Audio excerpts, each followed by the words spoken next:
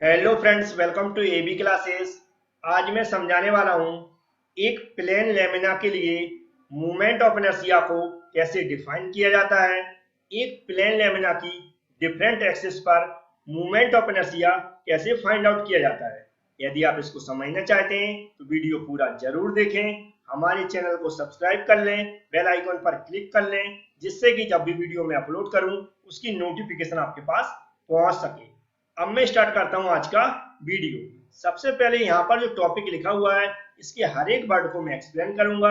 यदि आपके पास समय है तो इसको जरूर सुने और समझें। नॉर्मली आपको नोट करना है तो यहाँ पर डेफिनेशन लिखी हुई है इंग्लिश में और हिंदी में, डायग्राम भी बना हुआ है, फॉर्मूला भी लिखा है और यूनिट भी लिखी हुई है। इसको आप अच्छे से नोट कर सकते हैं और पढ़कर भी समझ सकते हैं। लेकिन यहाँ पर जो सारे वर्ड लिखे हुए हैं इनका मतलब समझना चाहते हैं तो वीडियो अच्छे से देखें।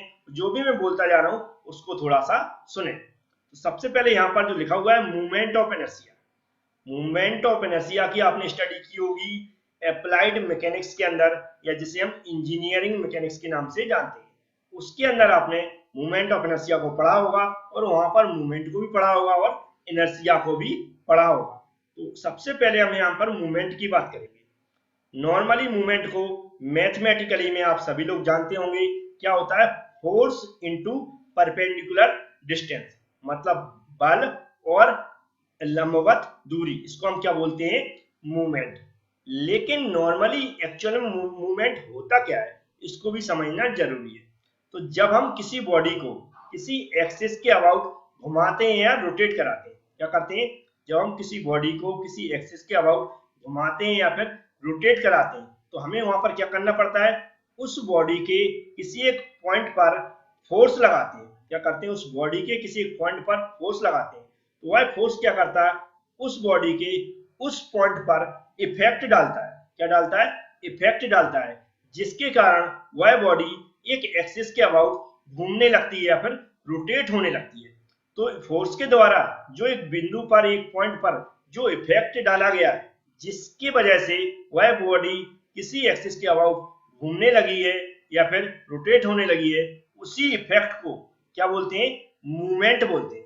क्या बोलते हैं, मूवमेंट। तो एक्चुअल में समझ में आ गया होगा एक्चुअल मूवमेंट क्या होता है। लेकिन जो यहाँ पर फोर्स की टेंडेंसी होती है, क्या बोलते हैं, टेंडेंसी होती है फोर्स की, या फिर जिसे हम बोलते हैं फोर्स की प्रवृत्ति, यह क्या कहलाती है, टॉर्क कहलाती है या फिर मूवमेंट ऑफ फोर्स कहलाती है। मतलब फोर्स की जो टेंडेंसी है उसे हम बोलते हैं टॉर्क या मूवमेंट ऑफ फोर्स बोलते हैं। तो आपको अच्छे से समझ गए होंगे टॉर्क क्या होता है, मूवमेंट क्या होता है। लेकिन इस अप्लाइड मैकेनिक्स के अंदर आपने इनर्शिया को भी अच्छे से पढ़ा होगा। इनर्शिया एक्चुअल होता क्या है, जो इनर्शिया होता है यह किसी बॉडी का ऐसा गुण होता है या फिर एक ऐसी प्रॉपर्टीज होती है जो वह बॉडी अपनी वर्तमान स्थिति में परिवर्तन का विरोध करती है या विरोध करने का गुण रखती है। तो उसी गुण को या प्रॉपर्टीज को हम क्या बोलते हैं, इनर्शिया बोलते हैं। लेकिन थोड़ा सा आपको यहाँ पर ये समझ में नहीं आया होगा कि वर्तमान स्थिति में परिवर्तन क्या होता है। तो आपने न्यूटन का फर्स्ट लॉ पढ़ा होगा, उसके अंदर पढ़ा होगा यदि कोई बॉडी स्थिर अवस्था में है तो स्थिर ही रहेगी जब तक कि उसमें एक्सटर्नल या बाहरी कोई बल या फोर्स न लगाया जाए। इसी तरह यदि कोई बॉडी घूम रही है कंटिन्यू, या मतलब जो भी स्थिति में है वह उसी स्थिति में चलती रहेगी जब तक कि उसको रोकने के लिए कोई एक्सटर्नल फोर्स न लगाया जाए। तो यहाँ पर क्या होता है, जब कोई बॉडी नॉर्मल स्थिर अवस्था में है हम उसमें परिवर्तन करेंगे एक्सटर्नल फोर्स लगा के, या उसको घुमाने की कोशिश करेंगे, मूव कराएंगे लीनियर डायरेक्शन में या किसी भी डायरेक्शन में, तो क्या होगी, उसकी वर्तमान स्थिति में क्या होगी, परिवर्तन होगा। लेकिन जब हम फोर्स लगाते हैं उस टाइम जो बॉडी जिस जिस स्थिति में होती है वह उसी स्थिति में रहना चाहती है। आप फोर्स लगाएंगे तो एकदम से उसमें परिवर्तन नहीं होता। मतलब उस बॉडी के अंदर भी एक ऐसा गुण होता है, जब हम उस पर फोर्स लगाते हैं या उसकी वर्तमान स्थिति को परिवर्तन करने की कोशिश करती है तो वह विरोध करती है। उसी विरोध को या उस बॉडी के उसी विरोधाभास गुण को या प्रॉपर्टीज को हम क्या बोलते हैं, इनर्शिया बोलते हैं। समझ में आ गया होगा। लेकिन यहाँ पर इनर्शिया भी समझ में आ गया होगा। इनर्शिया की जो एक्चुअल क्या बोलते हैं, जो मेजरिंग क्वांटिटी होती है, मेजरिंग जो क्वांटिटी होती है उससे बोलते हैं मास। मास क्या होता है, इनर्शिया की मेजरिंग क्वांटिटी होती है। मतलब जितना अधिक मास होगा किसी बॉडी का उतना ही अधिक उसका इनर्शिया होगा। जैसे कि आप जानते हैं नॉर्मली हमारे पास कोई एक हल्की गाड़ी है, जैसे बोलते हैं हमारे पास कोई कार है और एक बस है या ट्रक है, तो कार में हम धक्का लगाएंगे तो क्या होगा, हमारी आसानी से हम उसको धक्का मार सकते हैं। लेकिन बस में जब हम धक्का मारेंगे तो क्या होगा, उसमें फोर्स हमें ज्यादा लगाना पड़ेगी, ज्यादा मेहनत करनी पड़ेगी। मतलब बस का मास ज्यादा है तो वहां पर उसके इनर्शिया इनर्शिया भी अधिक होगी। इस तरह जो कोई अगर कार वगैरह है उसमें धक्का मार के हम चला रहे हैं तो उसका इनर्शिया कम होगा, क्योंकि उसका मास भी कम है। तो जितना अधिक मास होगा उसकी इनर्शिया भी उतनी अधिक होती है। ये होती है मास, क्या होता है, इनर्शिया की मेजरिंग क्वांटिटी। लेकिन जो मूवमेंट ऑफ इनर्शिया है, इसको नॉर्मली आपने क्या पढ़ा होगा मैथमेटिकली, ये होता मास इनटू डिस्टेंस का स्क्वायर। नॉर्मली पढ़ा होगा मास इनटू डिस्टेंस का स्क्वायर। लेकिन होता क्या है एक्चुअल में मूवमेंट ऑफ इनर्शिया, उसको भी समझना जरूरी है। तो जब जैसा हमने अभी इनर्शिया के बारे में बताया, क्या करता है, किसी भी बॉडी का ऐसा गुण जो अपनी वर्तमान स्थिति में परिवर्तन का विरोध करती है, वह गुण क्या कहलाता है, इनर्शिया। लेकिन कोई बॉडी जब घूम रही है किसी एक्सिस के अबाउट, या एक्सिस के अबाउट घूम रही है, हम उसको घुमाने का प्रयास कर रहे हैं, तो वहां पर उस बॉडी के अंदर जो किसी एक्सटर्नल फोर्स का या जो भी उसकी परिवर्तन में विरोध करने का गुण रखती है, वह वहां पर क्या कहलाता है, मूवमेंट ऑफ इनर्शिया। याद रखें, मूवमेंट ऑफ इनर्शिया कब बोलते हैं, जब कोई बॉडी किसी एक्सिस के अबाउट घूम रही है या घूमने का प्रयास कर रही है, अगर हम उसकी स्थिति में परिवर्तन करेंगे तो उस बॉडी के अंदर भी ऐसा गुण होता है, जब हम परिवर्तन कर रहे हैं उसमें उसका विरोध करती है, उसी विरोध को हम क्या बोलते हैं, या उस बॉडी के उसी गुण को, प्रॉपर्टीज को हम क्या बोलते हैं, मूवमेंट ऑफ इनर्शिया। मैथमेटिकली मैंने बता दिया क्या होता है, मास इनटू डिस्टेंस का स्क्वायर। लेकिन अब आते हैं हम आज के टॉपिक पर। इतना सिर्फ नॉर्मली मैंने समझाया कि मूवमेंट ऑफ इनर्शिया के कंसेप्ट क्या होते हैं। अब आज के टॉपिक की बात करते हैं, जो यहाँ पर लिखा हुआ प्लेन लेमिना। प्लेन लेमिना के अंदर हम क्या करेंगे, यहाँ पर जो हम मूवमेंट ऑफ इनर्शिया हमने पढ़ा था मास इनटू डिस्टेंस का स्क्वायर, लेकिन जब हम प्लेन लेमिना के लिए पढ़ेंगे तो यहाँ पर हम मास को कंसीडर नहीं करेंगे, सिर्फ एरिया की बात करेंगे। इसलिए यहाँ पर लिखा हुआ है प्लेन लेमिना। प्लेन मतलब जिसकी कोई भी थिकनेस वगैरह ना हो, सिर्फ नॉर्मली उसके एरिया को कंसीडर किया जाए। तो इस एरिया के लिए कैसे डिफाइन किया जाता है मूवमेंट ऑफ इनर्शिया को, यहाँ पर डेफिनेशन लिखी हुई है, लेकिन मैं अपने तरीके से इस डायग्राम के थ्रू समझाने की कोशिश करता हूँ। मैंने मान लिया यहाँ पर एक बॉडी दिख रही है, एक बॉडी मान ली, एक बॉडी है जिसका हमें मूवमेंट ऑफ इनर्शिया निकालना है एक एक्सिस के अबाउट। तो जिस एक्सिस के अबाउट हमें मूवमेंट ऑफ इनर्शिया निकालना है उसको मान लिया मैंने ए बी एक एक्सिस है जिसके अबाउट हमें इस बॉडी का मूवमेंट ऑफ इनर्शिया निकालना है। इसके बाद हमें जिस बॉडी का मूवमेंट ऑफ इनर्शिया निकालना है उसकी हम सीजी निकालते हैं, जिसे बोलते हैं सेंटर ऑफ ग्रेविटी। तो हमने मान लिया इसकी सेंटर ऑफ ग्रेविटी, जो ब्लैक कलर का पॉइंट दिख रहा है यहाँ पर क्या है, सीजी मतलब सेंटर ऑफ ग्रेविटी। यहां से जिस एक्सिस के अबाउट हमें मूवमेंट ऑफ इनर्शिया निकालना है वहां तक की दूरी हमने मान ली h, मान ली, क्या मान ली, h। तो हमारा जो मूवमेंट ऑफ इनर्शिया का फॉर्मूला था क्या था, मास इनटू डिस्टेंस स्क्वायर। यहाँ पर हम परिवर्तन किससे कर देंगे, मास की जगह क्या लेंगे, एरिया, क्या लेंगे, एरिया। तो यहाँ पर जो इसका नॉर्मल फॉर्मूला बन जाएगा एरिया इंटू डिस्टेंस का स्क्वायर, एरिया इंटू डिस्टेंस का स्क्वायर। अब इसको डिफाइन कैसे किया जाता है, तो क्या होता है, किसी बॉडी का मूवमेंट ऑफ इनर्शिया किसी एक्सिस के अबाउट, क्या होता है, किसी बॉडी का मूवमेंट ऑफ इनर्शिया एक एक्सिस के अबाउट इक्वल होता है या कैसे बराबर होता है उस बॉडी का एरिया, क्या होता है, उस बॉडी का एरिया और उस बॉडी की सेंटर ऑफ ग्रेविटी से जिस एक्सिस के अबाउट हमें मूवमेंट ऑफ इनर्शिया निकालना है वहां तक की डिस्टेंस के स्क्वायर के गुणनफल के बराबर होता है मूवमेंट ऑफ इनर्शिया। समझ में आया, नहीं समझ में आया तो यहाँ डेफिनेशन क्लियर लिखी हुई है, इस फॉर्मूले के थ्रू एक बार और मैं समझा देता हूं। मान लिया मैंने आई क्या है, मूवमेंट ऑफ इनर्शिया है, जिस बॉडी का हमें मूवमेंट ऑफ इनर्शिया निकालना है उसका एरिया क्या मान लिया मैंने, ए मान लिया, और एच क्या मान लिया मैंने, डिस्टेंस मान ली उस बॉडी की सेंटर ऑफ ग्रेविटी से, और जिस एक्सिस के अबाउट हमें मूवमेंट ऑफ इनर्शिया निकालना है वहां तक की डिस्टेंस। तो इसको जो डिफाइन किया जाता है, इस बॉडी का, जिस बॉडी का मूवमेंट ऑफ इनर्शिया आई है उसका किसी एक्सिस के अबाउट जो मूवमेंट ऑफ इनर्शिया इक्वल होता है उस बॉडी का एरिया और उस बॉडी की सेंटर ऑफ ग्रेविटी से उस एक्सिस तक की दूरी जिसके अबाउट हमें मूवमेंट ऑफ इनर्शिया निकालना है उसका स्क्वायर, क्या होता है, उसका स्क्वायर और उसका गुणनफल क्या किसके बराबर होता है, उस बॉडी के मूवमेंट ऑफ इनर्शिया। ये समझ में आ गया होगा। अब हम बात करते हैं यूनिट की।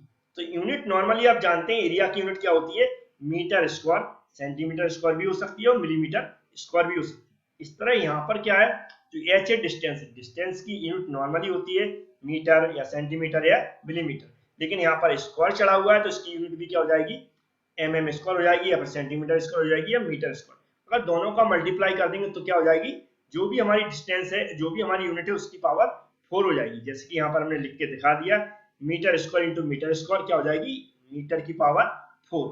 इसको सेंटीमीटर की पावर 4 भी लिख सकते हैं, mm की पावर 4 भी लिख सकते हैं, जिस तरह की यूनिट पूछी गई हो तो आराम से आप इसको नोट कर सकते हैं। इतना आपको समझ में आ गया होगा जितना मैं समझाने की कोशिश की। अब इसको एक तरह और भी डिफाइन किया जाता है जो इसकी नॉर्मल बुकों में लिखा हुआ है। इसको डिफाइन किया जाता है कि इसका जो हम मोमेंट ऑफ इनर्शिया कैसे निकालते हैं। तो इसमें सबसे पहले हम क्या निकालते हैं, फर्स्ट मोमेंट ऑफ एरिया। क्या निकालते हैं, first moment of area. First moment of area क्या होता है, जो हमारा एरिया है बॉडी का y इंटू जो हमारी एक्सेस है जिसके अबाउट हमें मोमेंट ऑफ इनर्शिया निकालना है वहां तक की दूरी, तो वह होता है फर्स्ट मोमेंट ऑफ एरिया। इस तरह उसी फर्स्ट मोमेंट ऑफ एरिया में फिर से हम उसी डिस्टेंस का मल्टीप्लाई कर देते हैं तो वह हो जाता है सेकेंड मोमेंट ऑफ एरिया। क्या हो जाता है, सेकेंड मोमेंट ऑफ एरिया। तो यह जो सेकेंड मोमेंट ऑफ एरिया है यही क्या कहलाता है, moment of inertia. Normally question के अंदर ऐसा पूछा जाता है कि आप डेफिनेशन लिखिए, डायग्राम बनाइए, तो हम इस फॉर्मूले को लिख के एक्सप्लेन करके पूरी यूनिट लिख के डायग्राम बना के इसकी डेफिनेशन लिख सकते हैं। लेकिन अगर इसका डेरिवेशन करना चाहते हैं तो वह भी मैं बता रहा हूँ, जिसके थ्रू आपको समझेंगे कि इस बॉडी का अलग अलग एक्सिस के अबाउट मोमेंट ऑफ इनर्शिया कैसे निकालते हैं। सबसे पहले हम क्या करेंगे, दो एक्सिस लेंगे। अब एक मान ली मैंने एक्स एक्स एक्सिस, एक मान ली वाई वाई एक्सिस।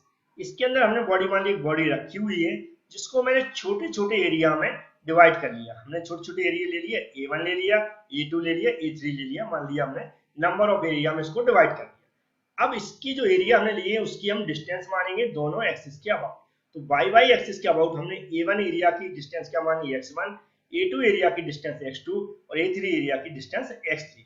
इस तरह x एक्सिस के अबाउट A1 एरिया की डिस्टेंस y1, A2 एरिया की डिस्टेंस y2 और A3 एरिया की डिस्टेंस y3। इस तरह नंबर ऑफ एरिया होंगे तो लास्ट क्या होगा, an एरिया और an डिस्टेंस, सॉरी xn या yn distance.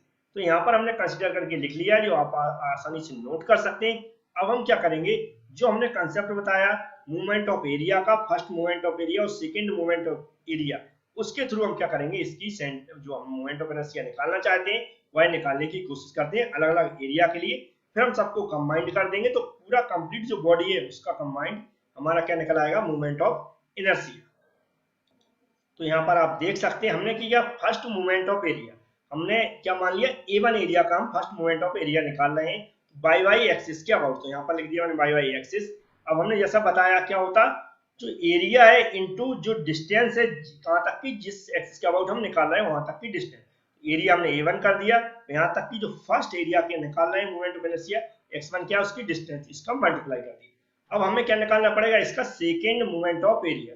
Second movement of area निकालने के लिए हमें क्या करना पड़ता है, उसी डिस्टेंस का फिर से मल्टीप्लाई करना पड़ता है। ये हो जाएगा x1 इंटू x1 में फिर से x1 का मल्टीप्लाई कर देंगे तो x1 स्क्वायर हो जाएगा। इसी को हम क्या बोलेंगे, A1 का हमारा फर्स्ट मूवमेंट, जो फर्स्ट हमने एरिया कंसीडर किया है पहली बॉडी का, उसका मूवमेंट ऑफ इनर्शिया निकल आएगा A1 इंटू x1 का स्क्वायर। इसी तरह हम A2 के लिए भी निकाल सकते हैं। सिमिलर क्या हो जाएगा, A2 हो जाएगा यहाँ पर डिस्टेंस क्या हो जाएगा, x2 का स्क्वायर।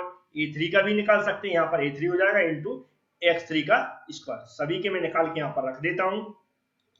तो यहाँ पर आप देख सकते हैं A2 के लिए हमने निकाल लिया मूवमेंट ऑफ इनर्शिया, A3 के लिए निकाल लिया। मैंने मान लिया नंबर ऑफ जो हमारे एरिया उनको डिवाइड किया n नंबर ऑफ एरिया और उसकी डिस्टेंस xn है क्योंकि y एक्सिस के अबाउट हम निकाल रहे हैं। तो क्या हो जाएगा, उसका स्क्वायर और जो भी नंबर ऑफ एरिया होगा यहाँ पर उसका नंबर डाल देंगे, जो भी डिस्टेंस होगी वो यहाँ पर डाल देंगे। तो इस तरह हमने क्या निकालेंगे a। अब ये तो सारे हमने जो एरिया जो मूवमेंट ऑफ इनर्शिया निकाली ये हमने अलग अलग निकाली है, लेकिन कंबाइंड निकालेंगे तो क्या कर देंगे, इन सबका समेशन कर देंगे, सबको जोड़ देंगे और जो एक साइन आता है जिससे हम पूरा एडिशनल दिखाते हैं कि सभी का एडिशन, वह साइन भी लगा देंगे। तो मैं दिखा देता हूँ कौन सा साइन होता है। तो यहाँ पर आप देख सकते हैं हमने क्या किया, सभी को हमने क्या मूवमेंट ऑफ इनर्शिया का साइन बना दिया, वाई वाई एक्सिस के अबाउट निकाल रहा है उसको लिख दिया। फिर यहाँ जितने भी हमने मूवमेंट ऑफ इनर्शिया निकाले हुए हैं या सेकेंड मूवमेंट ऑफ एरिया भी बोल सकते हैं, उन सबको ऐड कर दिया। और इसका में जो समीशन निकालना, तो यहाँ पर जो हमारा समीशन का जो पूरा एडिशन के लिए जो सिंबल आता है वह हमने यहाँ पर लगा दिया है सिग्मा का, और जो हमने ए लिख दिया और एक्स का जो भी स्क्वायर होता है डिस्टेंस, मोमेंट ऑफ इनर्शिया की डेफिनेशन से एरिया इनटू डिस्टेंस का स्क्वायर को लिख दिया। इस तरह हम जब भी हम वाई वाई एक्सिस के अबाउट मोमेंट ऑफ इनर्शिया निकालेंगे तो हम क्या करेंगे, उस बॉडी का एरिया और जो भी जिस एक्सिस के अबाउट निकाल रहा है वहां तक की डिस्टेंस के स्क्वायर, इस तरह हम वाई वाई एक्सिस के अबाउट मोमेंट ऑफ इनर्शिया निकालेंगे। लेकिन सिमिलर इसी तरह जब हम एक्स एक्स एक्सिस के अबाउट मोमेंट ऑफ इनर्शिया निकालेंगे तो हम इसकी डिस्टेंस क्या लेंगे, y1 y2 और y3। तो सिमिलर हम यहाँ पर क्या लिख सकते हैं, i की जगह y y की जगह क्या हो जाएगा, i एक्सिस x मतलब x एक्सिस के about moment of inertia equal क्या हो जाएगा, जे समेशन का निशान वैसा ही आएगा और फिर a क्या हो जाएगा, एरिया इनटू डिस्टेंस की जगह क्या हो जाएगा, ये y डिस्टेंस हो जाएगी। इसको मैं लिख के दिखा देता हूँ। तो यहाँ पर आप देख सकते हैं जो x एक्सिस के अबाउट भी मैंने मोमेंट ऑफ इनर्शिया डायरेक्ट रख दिया है, i axis equal to summation a by square, by क्या है, यहाँ जो हमारी x एक्सिस है उसके वहां तक की जो हमारे एरिया है उसकी डिस्टेंस है, a क्या है उस बॉडी का एरिया। तो इस तरह हम y एक्सिस और x एक्सिस के अबाउट क्या निकाल सकते हैं, किसी बॉडी का मोमेंट ऑफ इनर्शिया। इस तरह इसका डेरिवेशन करते हैं। डेरिवेशन और जो भी मैंने समझाया, यदि समझ में आता है तो वीडियो को लाइक जरूर करें। Thank you friends.